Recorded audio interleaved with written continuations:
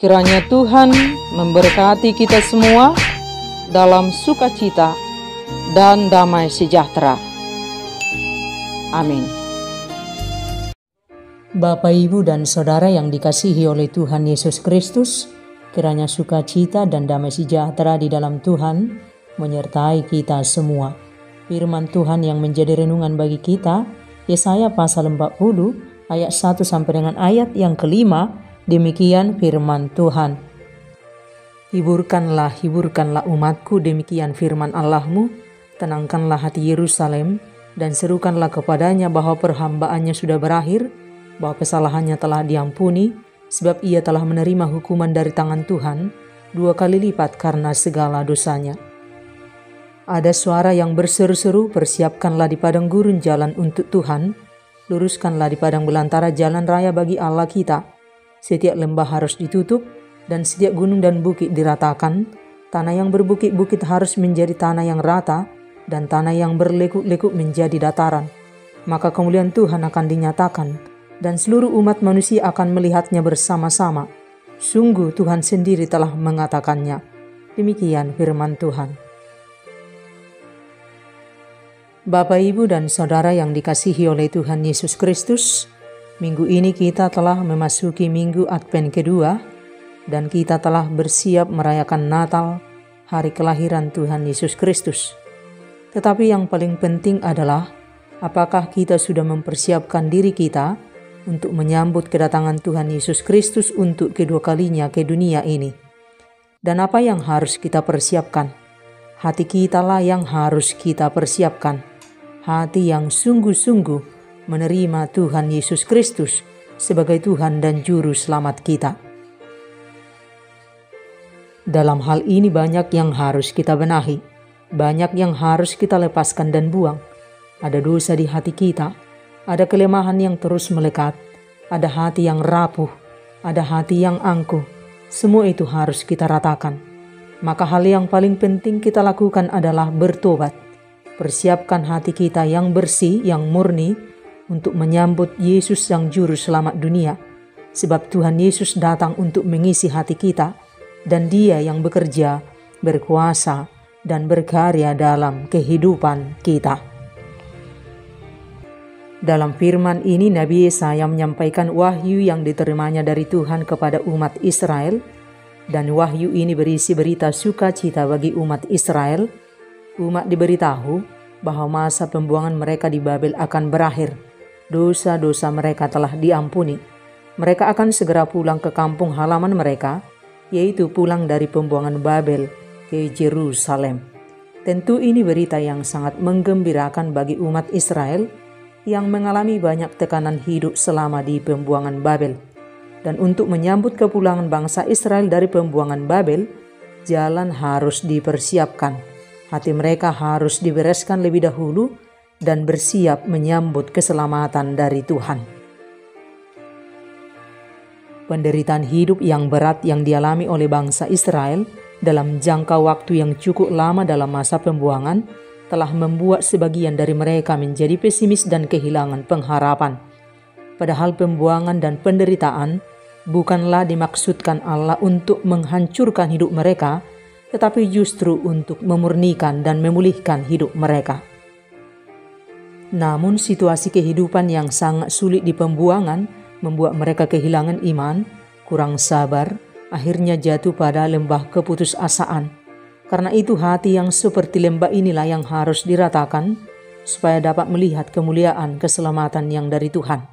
Persiapkanlah di padang gurun jalan untuk Tuhan.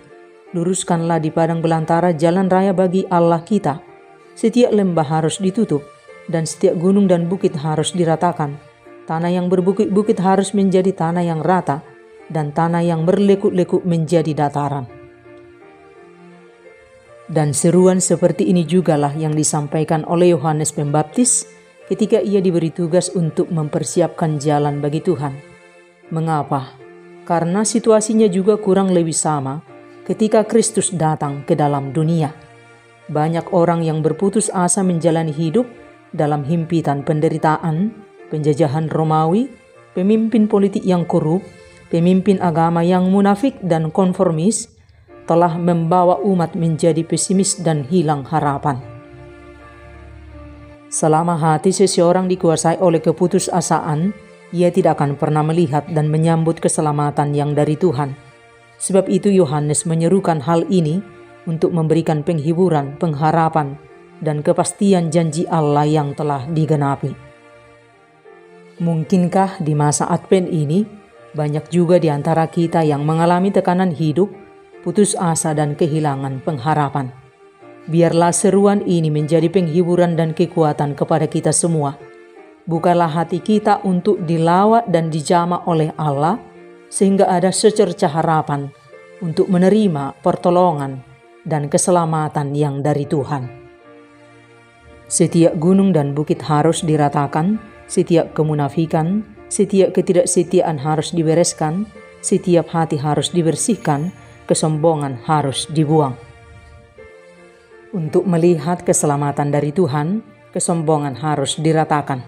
Sampai hari ini sebagian besar orang Yahudi tidak menerima Yesus Kristus sebagai Mesias, sebab mereka hidup dalam kesombongan, di mana mereka memimpikan Mesias yang lahir di istana, bukan di kandang domba.